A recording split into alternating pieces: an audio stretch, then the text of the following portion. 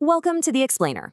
Today, we're tearing down a pitch that's been aggressively making the rounds through physician practices and medical groups all across the country. And according to our source analysis, beneath the shiny surface of this promised new revenue stream lies an absolutely massive compliance trap. We're talking about pass-through laboratory billing. You see, intermediaries are approaching practices with what sounds like a foolproof slam-dunk plan. Get discounted pricing from an outside reference laboratory, bill commercial insurers or Medicare at a marked-up rate, and just keep the difference. Sounds like incredibly easy money, right? Well, as we're going to see today, it is anything but. Okay, let's dive into this. The entire pitch usually relies on a Trojan horse, the CLIA certificate. Intermediaries will literally look you in the eye and say that as long as your practice holds a CLIA certificate or operates a physician-owned laboratory, you are perfectly entitled to make a profit on the spread for testing that is actually sent out to a reference lab. They present this CLIA certificate as a golden ticket that just magically unlocks revenue. But, as the analysis points out, they are completely conflating two entirely separate regulatory worlds, laboratory quality and laboratory billing. So, this brings us to the critical question we have to explore today. Can a CLIA certificate actually authorize you to bill for outside tests? According to the literature, your answer to this question is the ultimate dividing line. It's the difference between operating a compliant, thriving medical practice and stepping into a catastrophic fraud trap. Here is our roadmap for the explainer today. 1. The pass-through billing trap. 2. 3 common scheme variants. 3. The legal minefield. 4. What major payers say. And 5. The catastrophic fallout. Starting with Section 1. The pass-through billing trap. Conflating quality with reimbursement. Now, what's really interesting about this is the clear separation that intermediaries actively tried to blur. On one side, we have the CLIA framework. CLIA strictly governs laboratory quality. It dictates what complexities of tests a laboratory is legally authorized to perform on its own premises, and that is it. On the other side, we have federal and commercial billing rules. These rules govern reimbursement. They determine exactly who is permitted to bill for a given test and at what rate. Holding a CLIA certificate of any level does absolutely nothing to authorize a practice to bill payers for tests that were actually performed by an outside laboratory. If you take only one single thing away from this explainer today, please let it be this golden rule. Billing authority is determined by who performed the test, not by what certificate you hold. If the economic justification for this pitch depends on a practice making money on the spread between a discounted reference price and the insurer's reimbursement, the arrangement is non-compliant. Period. It genuinely doesn't matter if a practice operates a real, legitimate lab for other tests. Let's move to Section 2. 3 common scheme variants. Anatomy of the trap. According to our sources, these too good to be true pitches generally take one of 3 forms. First up is direct pass-through. This is where a practice has zero in-house laboratory capability. None. They simply arrange discounted pricing with an outside lab and submit claims as if they render the service themselves. The second variant is an active physician-owned laboratory, or POL, with selective reference testing. Here, the practice actually does perform some basic testing in-house, but they reference out higher complexity testing to a third party at a discount and then bill payers as if those complex tests were done in their own POL. And finally, we have the shell lab variant. This is where a practice goes out and obtains a CLIA certificate primarily just to support billing for outside testing. They perform little to no actual testing on premises. The certificate just exists as a mirage to lend the appearance of a legitimate lab. Every single one of these wrongly transforms a legitimate medical practice into an illegal routing point. Which brings us to Section 3, the legal minefield, stepping into the trap. The very second a practice implements one of these variants, they trip a massive wire, the federal anti-markup rule. This rule dictates that when a physician bills Medicare for diagnostic testing performed by an outside supplier, the reimbursement is strictly capped. It's capped at the lower of the supplier's net charge to the physician's actual charge, or the Medicare fee schedule.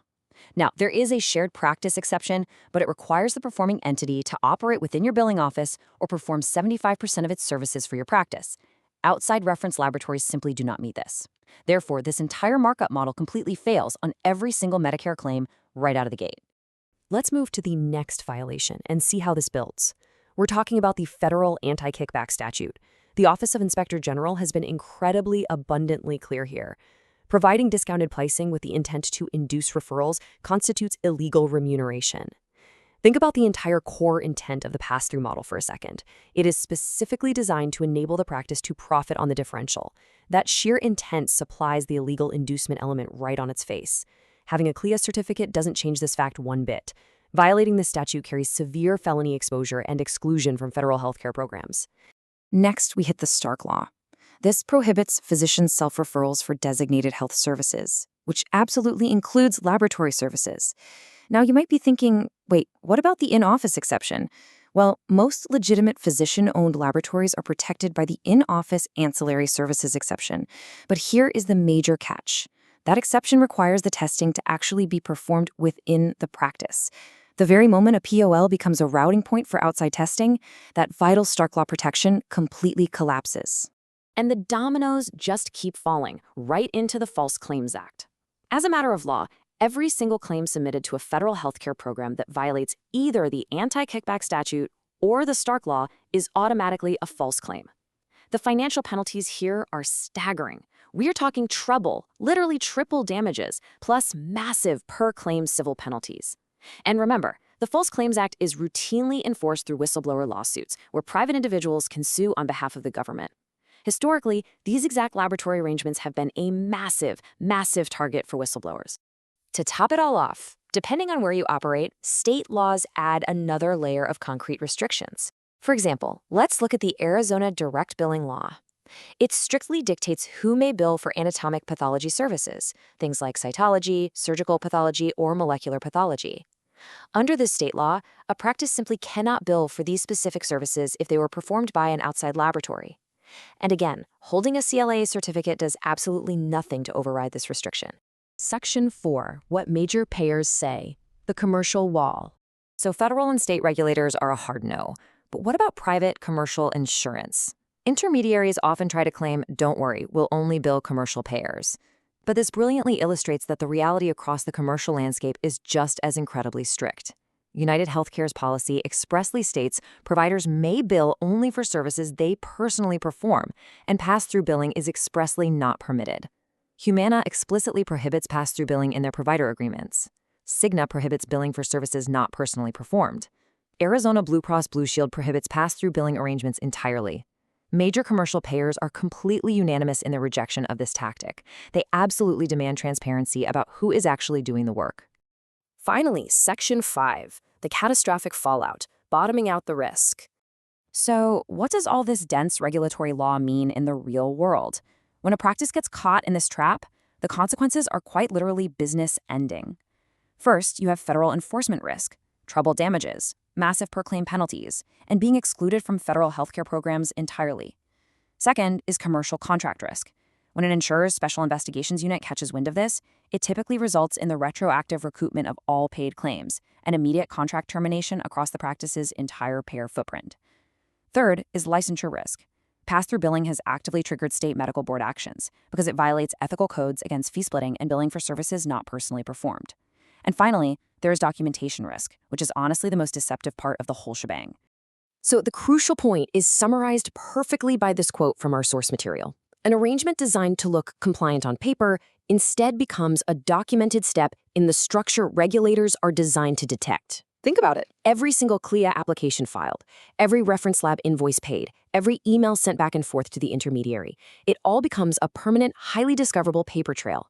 Instead of protecting a practice, all that paperwork actually hands regulators and whistleblowers the exact step-by-step evidence they need to build a slam-dunk case against you. We've explored exactly how these intermediaries conflate CLIA certificates with billing authority. We've broken down the severe federal and state laws these schemes actively violate, and we've seen that commercial payers universally reject them. So the source material leaves us with one final, absolutely critical question.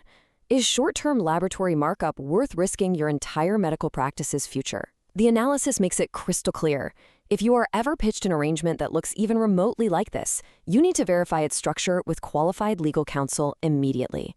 Thank you so much for joining me on this explainer, and keep learning out there.